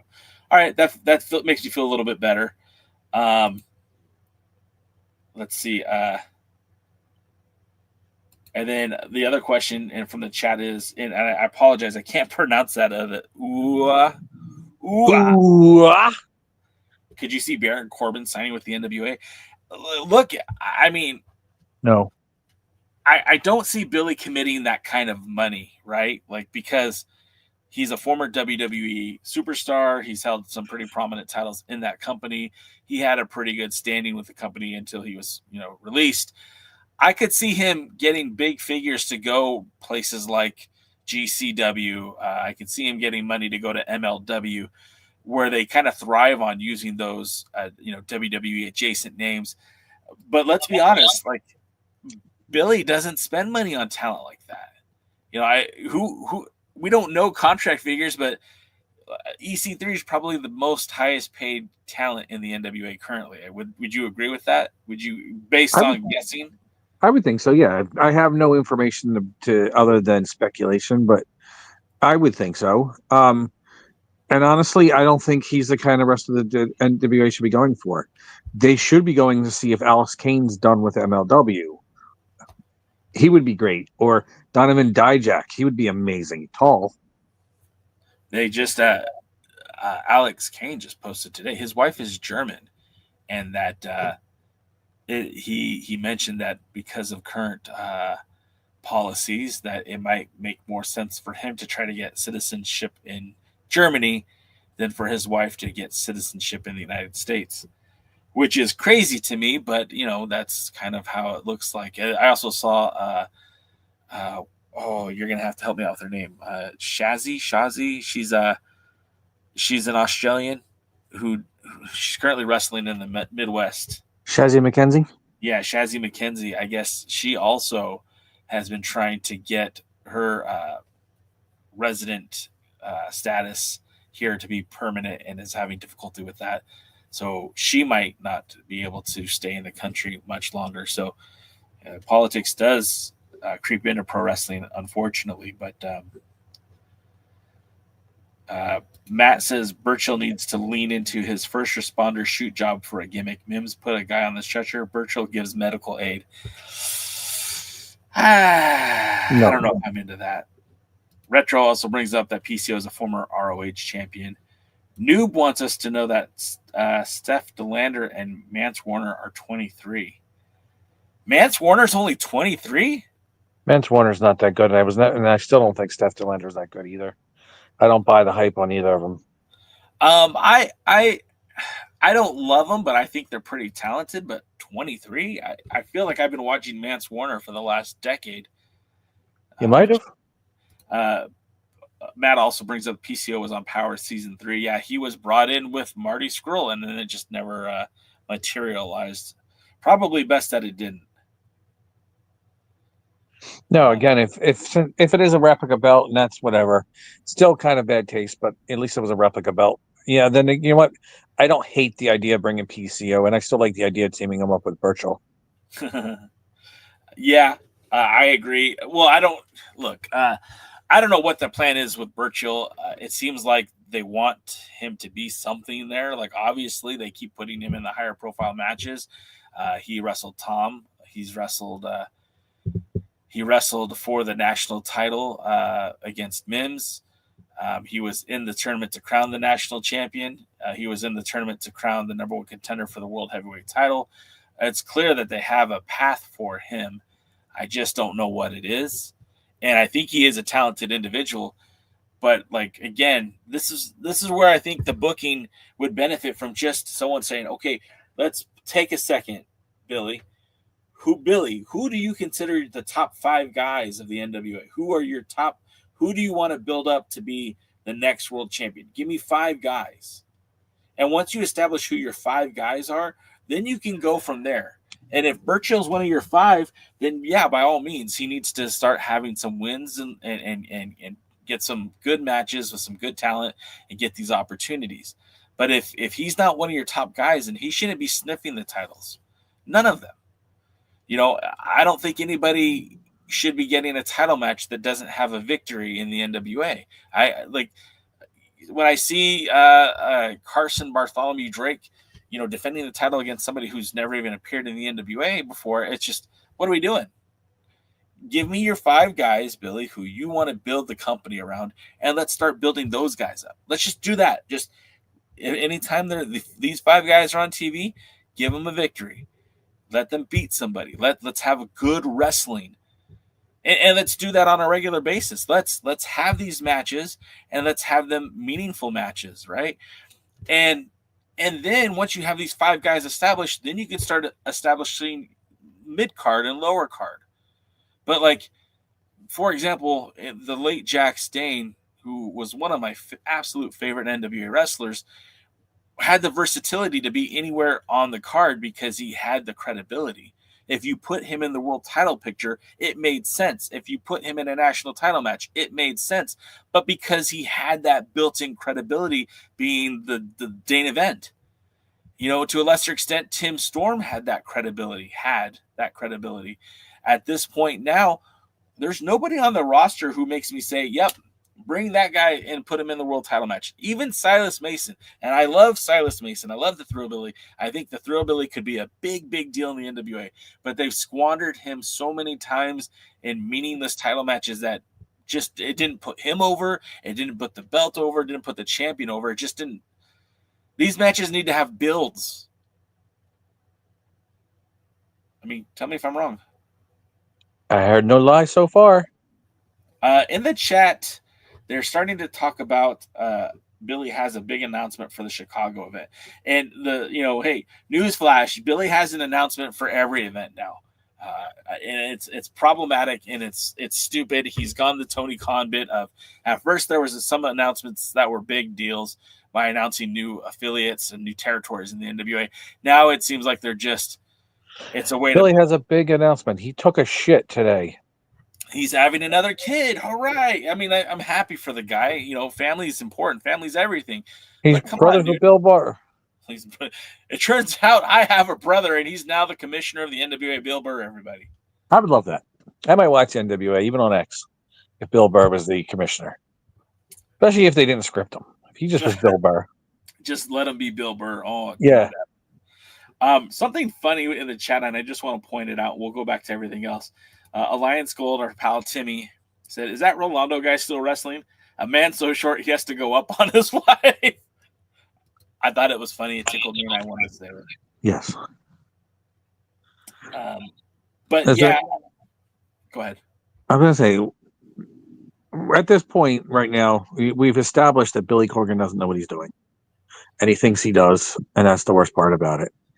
But what is going on with the NWA right now? Since this is an NWA podcast, what is going on with the NWA? So, I mean, we had Power last Tuesday night. Power is now still featured on X. Now, the other thing, too, is I'm beginning to feel like that might be problematic. And again, talking about politics, and unfortunately, this is a byproduct of the platform X is owned by Elon Musk. And Elon Musk is not exactly winning over everybody at this point. I feel like he's got a fan base that supports him, and then he has maybe even an equal or larger group of people who don't support him. And again, I feel like that's very problematic. You have your baby, your Billy Corgan's Power is on X, a platform not known for video content, by the way. And yes, they do have they pay for engagement. but you have to pay to get paid to be on X. Okay. Pay to be certified, right? Or Yeah. verified. That's it. Verified. Yeah. And Matt is quick to point out that right now that the NWA is at 101,000 views on Twitter. And he's saying this week's power is 101,000 views. And, there could be a lot of reasons for that, Matt. I don't particularly think that this week's power was so amazing, but it was the announced final match of Jack Dane. And I'm not saying that's the only reason why people tuned in, but I'm saying that a lot of people could have tuned in for that very reason.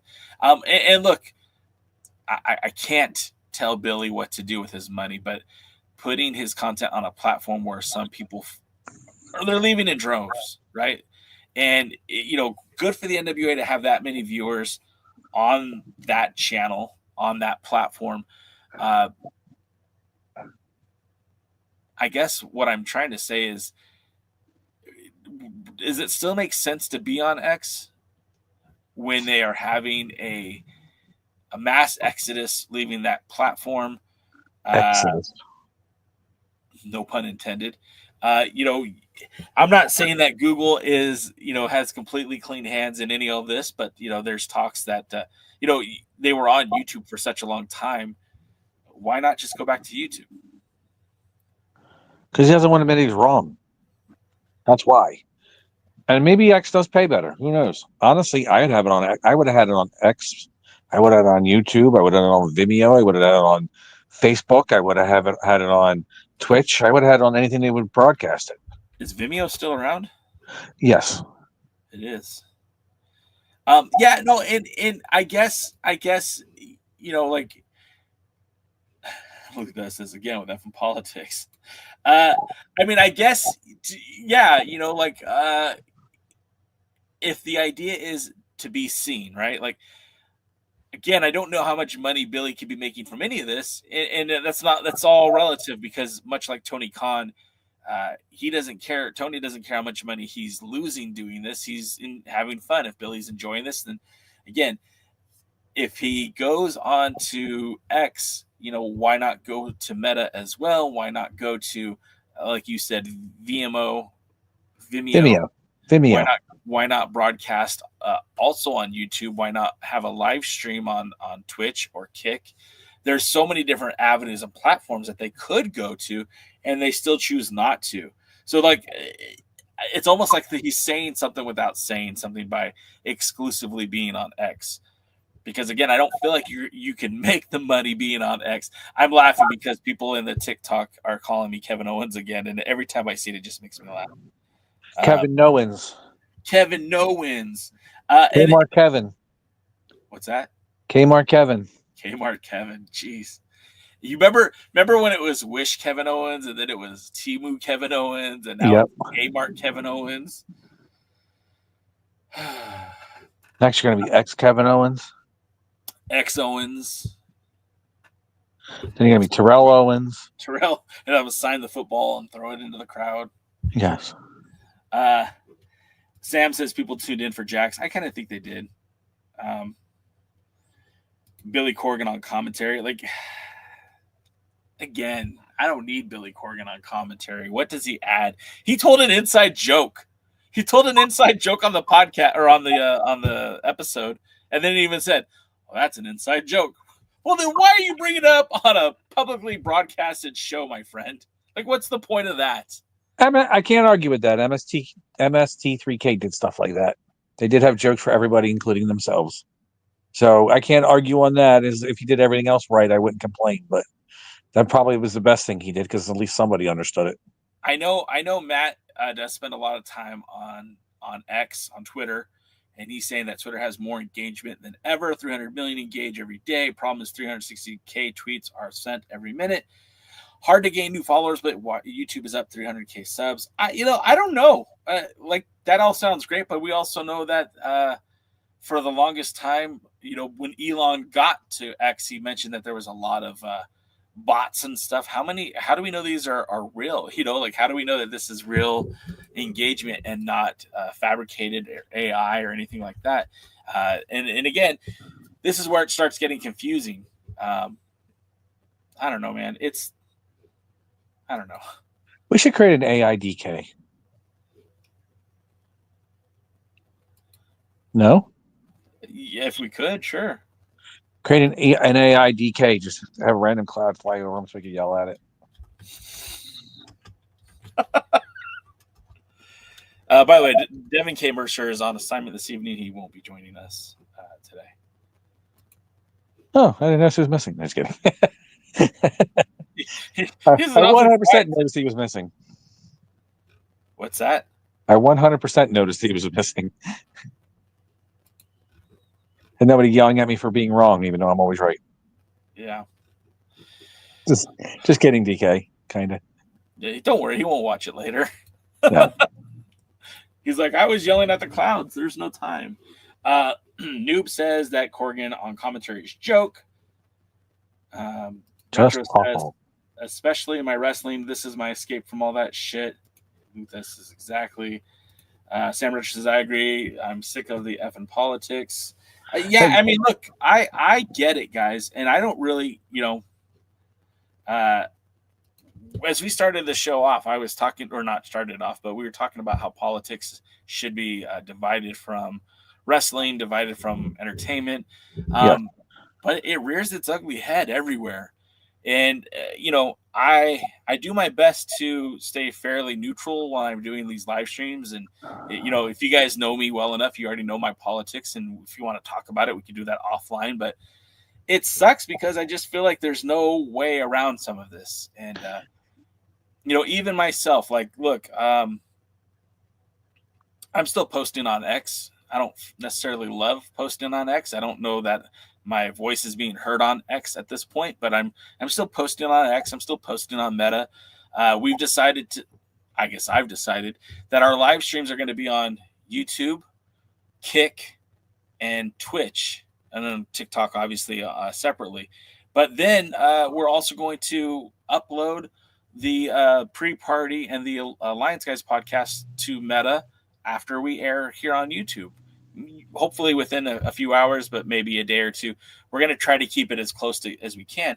And the idea behind that is, I know it's not going to make any money. It's to try to catch as many eyeballs as I possibly can. And, if someone's watching on Kick right now or on Twitch, and maybe they'll come join the Discord. Maybe they'll become a regular here on the live streams. And if they see it on Facebook, maybe they'll the same thing, and that's all that I'm hoping is that, casting as wide a net as I possibly can. And I feel like if Billy's goal is to be seen by as many people as he wants to be seen, then he should be uploading Power everywhere. The exclusivity of putting it on X, I think, is what's the benefit there. And I don't want to hear you guys blame me for your politics anyway. I voted for Gaius Baltar and Cobra Commander. They were the better options. Double T said, what's Meta? That would be your Facebook and Instagram, sir. And Sam says, I only have X on my TV for Power. I didn't know you could have X on your TV. I'm going to look into that. Yes, you can. I didn't and know real that. quick, Double D, what's Meta? Nothing. What's the Meta with you? Oh, shit. if it was a 2-hour live stream, we'd probably end it right then and there. What's the matter with you? Forget about it. I had a gangster tell me the score of the football game of the I don't know, the Detroit Lions and whoever they played, and the Commanders, I think. And he can only pick the winner; he picked the score. So if you don't think that football's mob run, I think you, even though there's no such thing as a mafia, and it's a Hollywood construct. But forget about it. All right. Forget about it. We're doing that again. Forget about it. What's the matter, you? What's the matter, you? Okay. I'll say it again. What's the matter, you? What's the matter, you? Nada. What's the matter, you? Hey, what's the shut up at your face? Sorry. Somebody should shut up. Just kidding. Yeah, DK. Yeah, DK. So what else is going on with the NWA? You want to go over Power? Do you want to pretend anything else is happening? No, look, Power. Again, this was an ill-timed episode. last week, Billy Corgan announced that there would be a cage match at Looks at Kill between Thom Latimer and EC3. Okay, cool. We know that. He also announced that there'd be a cage match between Markova and Tiffany Nieves because their feud has just gotten over the edge. Well, then this week we get the match between Tiffany Nieves and Markova where it went over the edge. And it's like, well, what happened there? You know, this was absolutely one of those times where the pacing did not match sync with what their story they were trying to tell. And it makes it look Bush League, you know, like he just announced a cage match and then you've got Markova and Nieves swinging chairs at each other. Roswell says Nieves hurts Markova. Yeah, they sent her. They said that she was hurt in the back, and they had paramedics there. And we saw video or pictures of Markova with a busted lip that she had posted on X. So there's a lot out of sync. They put Ocasio in a tag team match with Corino, which again the pairing was actually pretty good. They took on Jake Dumas and Zion, and again, not a bad match at all. But it's like Ocasio has kind of been tied to this ongoing saga with Leave and Gags, and so like it's just a disconnect from what they're doing, where they're going to where they are now. And again, this is all can be resolved with a better taping schedule. You know, you're planning this stuff in advance, but you're forgetting about what you've already recorded, and stuff that's airing on television doesn't line up with the storyline that you're producing down the road. So it doesn't make sense. Or of posters that people are making. Yeah. And then also Kerry Morton got a victory over somebody named Hazard. I wasn't super familiar with him, but it was a good victory for Kerry Morton over Matt says that it's not so bad. It feels like Kerry's getting a push again. I'm all about Kerry getting a push. I liked Kerry in that role. Luthez said that his comment, wonder where my comment went. What comment, Lou? I would love to share your comment. Maybe it's about politics. Maybe, but I don't see. The last thing I saw that Luthez put was about politics. He said exactly. Where was it? Again with the F in politics. So I don't know if there was something else, Lou. Let me know. Throw in another social media thing so I can try to make a joke about it. We're on Blue Sky, as you can see here. I mean, our back screen, our drop screen, whatever you call this. I have, we're on Blue Sky. We're on TikTok. I didn't include TikTok because I didn't think it'd be around, but here it is, still alive and kicking for now. X, Meta, Facebook, and Instagram. We're on a few other places, but I don't even know if they're like Hive. Is Hive still a thing? I haven't posted on Hive in a while. But you can follow us on most social media at the Alliance Blog. Blue Sky is becoming one of my favorite places to be right now. Guess I should get on Blue Sky. Yeah, you just turned into 3CPO. That's because I'm a bot that's on X. You want to try coming back in? We come from friends. Oh, sorry, that was an alien. All right, I'll be back. No, okay, now there you are.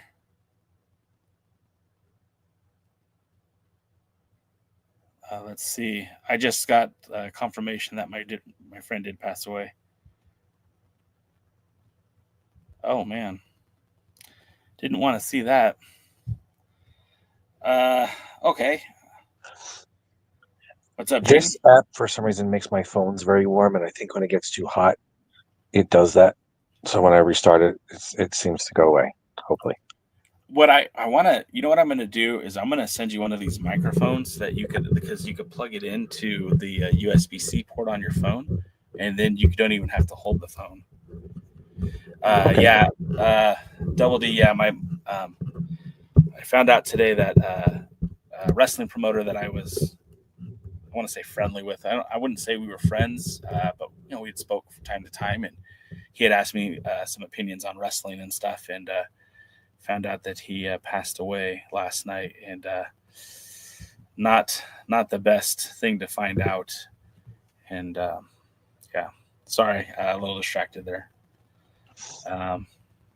My condolences, Jay. Yeah, he was a good guy. I know he was going through some stuff, and it's one of those deals. Like, and this is let me pause. Jay Cal, let me tell you who Jason Cayley is. I want to be a helper. I want to help people when they need it. And I knew that guy was hurting, and I didn't have the time to reach out to him. And it's not.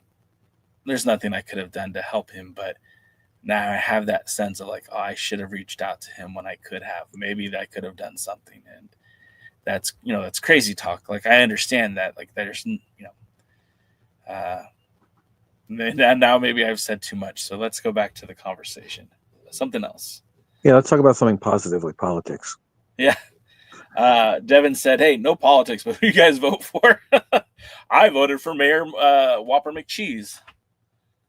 I told you who I voted for. It was Gaius Baltar and Cobra Commander. Wait, what was the first one? Gaius Baltar. Who the hell is that? If you're old school from the 70s, he was the enemy of the Colonials in Battlestar Galactica. If you're new school in the, what was that, the year 2000s? He was the president and vice president and kind of the mostly evil member of the crew on Battlestar Galactica. Just different versions of the same show. By the way, if you haven't seen that version of Battlestar Galactica, it's probably maybe like the last season and a half was pretty good. It held up better than Lost. Do you remember how like over Lost was, and then how everyone got over Lost very, very quickly? Yes. I was also a big fan of the Walking Dead series, and then I kind of fell off after they got rid of Rick. It's kind of when I kind of tuned out. I think for me, it was right around the time, even though I knew it was going to happen with Glenn, and also that Fear the Walking Dead was so bad that it kind of took a lot away from me too. And I don't know, I lost it around then. And of course, you can't forget about Game of Thrones. That last 2-3 seasons was very bad, especially the last two. That was probably the worst example of quality drop of those type of series. Almost like the first couple seasons of Power to what we're getting now. Yeah. I brought that around. Wow, you did. You brought it all the way back. Is there any events coming up? Shows? You never got lost? Did you have a GPS? Must have. Or were you really good with MapQuest? Promote a wrestler's best friend / worst enemy? MapQuest. Printing out the maps and going on the road. Ugh. Yes. Please, if you ever go back in time, I only like 2 members of the Shield. I was never a Mox fan. Shit. You know what? Oh man, I loved Daisy and Coulson and. That's the Angels of Shield. Oh, okay. Sorry. That's the wrong Shield. I love that. That was such a good show. I liked her better as Sky though than I did as Daisy. Even though I did like Daisy, I just like Sky better. Yeah, I think Daisy was fun because she had the power. Sky was fun because she was innocent and cute. She went from being a girl to a woman right in front of your eyes. And she was a pop star in China. Did I send you that? Or did you know that ahead of time? I knew that, but I didn't know that. I knew that, but I don't think you sent it to me. Okay. Double D says his favorite Daisy is Daisy Kills. The Shield, Vic Mackey, baby. I watched The Shield. I got onto it like I got into it a little bit later, and it was fun. It was a fun show. It kind of made you feel dirty afterwards, like you needed a shower. Luthez, I can't repost what you just wrote. Oh, wait, no. Okay, I read that wrong. GPS is for women. I'm a wet finger in the air guy. I thought that was something else at first. That's why I wasn't going to repost it. Oh, man. Matt says Daisy Kill had a half decent promo. I thought it was a good promo. I thought it was a really good promo, and that's the kind of Daisy Kill that I want. I want the Daisy Kill who is gonna say some pretty crazy shit and start fights, and somebody that the fans could boo. I don't want the ukulele Daisy Kill. I want Daisy Kill and this heater being palace and pursuing a title of some sort. And then Noob says, "Don't get me started on the MCU because Black Widow and Iron Man got killed off in Endgame." Yeah, I mean they had to make some sacrifices, and I love the MCU. Blame what's his name? I was going to call him William Patrick Corgan, but that's not right. Trying to get the guy who wrote the Game of Thrones now, George R.R. Martin. Blame him. He's the one that really brought killing a major character to light. Yeah. Matt says Daisy Kill should be junior or TV champion. I don't want to see him in the junior title picture. I know there's a lot of muddy waters there anyways, but I think the TV title would be great for him. The problem is right now that you can't have Daisy and Drake feud over the TV title. You can't go heel. It just doesn't make sense. Carson Drake would not be a good tweener. He would not be a good face. He absolutely has to be healed for that character to work. And I feel like if you make Daisy a tweener or a face, it waters him down. And I just hate the idea of two heels wrestling for a title. I don't like that at all. So to me, you got to get somebody. There's got to be an intermediary, whether it's somebody like Colby winning the TV title to feud with Daisy, or if you want to give Carson Drake a run at this TV title for a while, put Daisy on the back burner, but make him. You start building his credibility right now by giving him some single match victories. And obviously the Daisy Kill could obviously destroy Carson Drake because he knows what beta alanine is. Beta alanine. Double D said he liked that Daisy promo. And then in Retro says, "Good thing I pay attention in Ubers." I'm gonna tell you something, Retro. As somebody who uses Ubers in another country all the time, it's absolutely terrifying because I don't know where I'm going and I don't know what the street signs say, and I've gone to the auditorium like 4 different ways now, and one time I had a female driver and I thought, well, this should be fine. It'll be fine. And she kept going further and further away and kept trying to tell me in Spanish that it's okay. She showed me on the phone, it's red over here. We're going over here where it's blue. And I'm like, yeah, you're going to harvest my organs, aren't you? Is that a woman can't drive joke? No. Women. And how come it's not El Uber? That's a great question. Actually, my wife, she's an excellent driver, and she will never watch this. But I tell her all the time, she's probably one of the greatest drivers to ever live. I've seen her do some amazing shit. She's been driving you nuts for a while. Not just my nuts. Driving you nuts. All right. So I think that's a good place to end it for the night. I honestly just got some really putting a smile on. I just got some really bad news. So my friend did pass away. So again, life is fragile. Hold on to the people that you love. Like don't hesitate to reach out to people and tell them that you love them. And if you need help, don't be afraid to go get it. Don't be afraid to reach out for help. Life is too short as it is, and when you're gone, you're gone, and that's really rough. So I think I'm sorry, guys. I think that's going to be where we end it tonight. We will talk more NWA on Tuesday with the pre-party. The other Alliance guys will be here on Sunday. I saw the thumbnail that Jeremy made for it. It's going to be a fun discussion. I hope you guys will join them on Sunday, the other Alliance guys. And yeah, man, we have this great community, guys.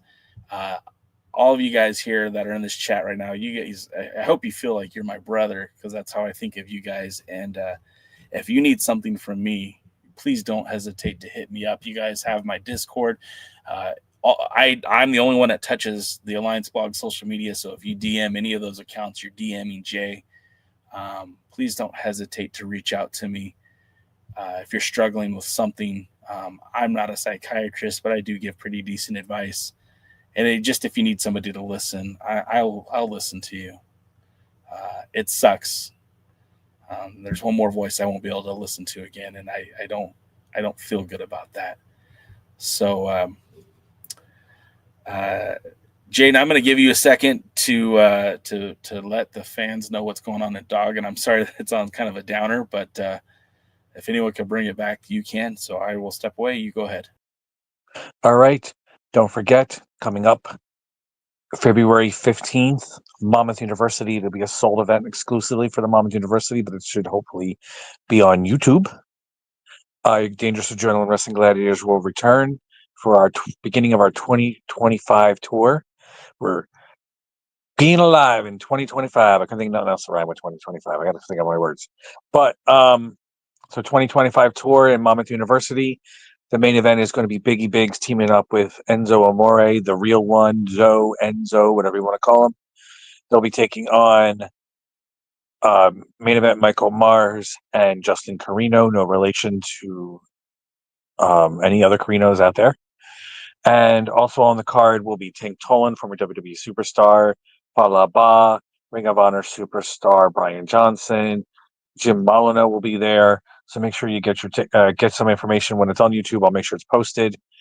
We will be at the Nerd Force Fan Fest on March 15th. Jim Molyneux will be doing autographs. Vinny the Fixer, Silver Lobo, and a bunch of stars from Digital General Wrestling Gladiators will be part of that convention. We'll have a table there. And we're also going to be doing a thing where you can cut a promo on Dave Dahl. And whoever cuts the best promo gets to go into a promo battle with Dave Dahl. So that's going to be part of the event. Then there is Rowan University on the 17th of April. It's going to be another exclusively for Rowan University. So again, the matches will hopefully be on YouTube, but you will see Donovan Dijak will be in action, the Notorious Mimi, Valerie Verman, the World Wrestling Grand Prix champion. You're going to see Alex Kane. You're going to see Ball Ligursky, top talent from top to bottom for that card. Of course, your favorites are Dangerous Adrenaline Wrestling Gladiators, and of course, Dave Dahl, too, who will be there, unfortunately.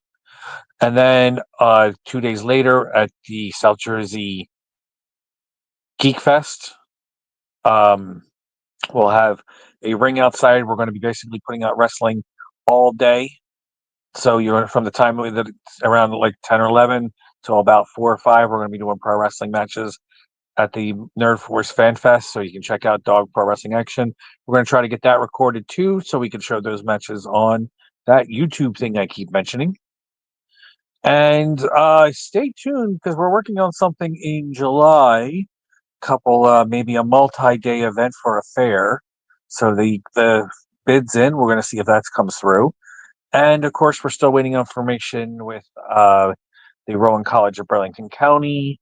There's something working right now with Stockton University, so hopefully that comes through. And we also had a little discussion recently talking to something about Westchester University because that's where Tank Tolan is graduated from, and we're working on something with that. So there's a lot going on in Dog right now. Oh, and we're still hearing back because I haven't heard back yet from if Dr. Zirconium secured the Sacred Heart Church, but I know he's working on that too. So stuff. That's awesome. Comment, subscribe, and share. Make sure you share everybody and start posting everything. And if you guys have time, go find that video, that short where Dave Dog gets squashed by Falaba. If you're down, watch that. That'll make anybody happy. I watched that like 15 times and giggle in a row. We'll have to download that and put that here in the show so we can just push play whenever we need it. Dr. Zirconium also said he authorized me to get more bumpers that you'll never use on this podcast for different stars from Dog and other things. We didn't use them tonight because I kind of had I was dealing with some of that stuff, hearing that news before the show, but we did have them last week. They are here. This is David Goldie, the World Wrestling Grand Prix champion, and you're listening to the Alliance Guys podcast. All right, but that's going to do it for us, guys. Thanks so much for being here. Again, this is a presentation of Alliance Wrestling, but it's a product for the entire community, which I'm proud to be a part of, and I'm glad you guys are here with us. We'll see you next week at the matches. Thanks for joining the stream. This has been a presentation of Alliance-Wrestling.com. We genuinely appreciate your support. Would you consider subscribing so you'll never miss a future episode? I'd also like to remind you we do a live stream every Tuesday at 5 p.m. before NWA Power. You can find us on social media at The Alliance Blog. And until next time, we are The Alliance.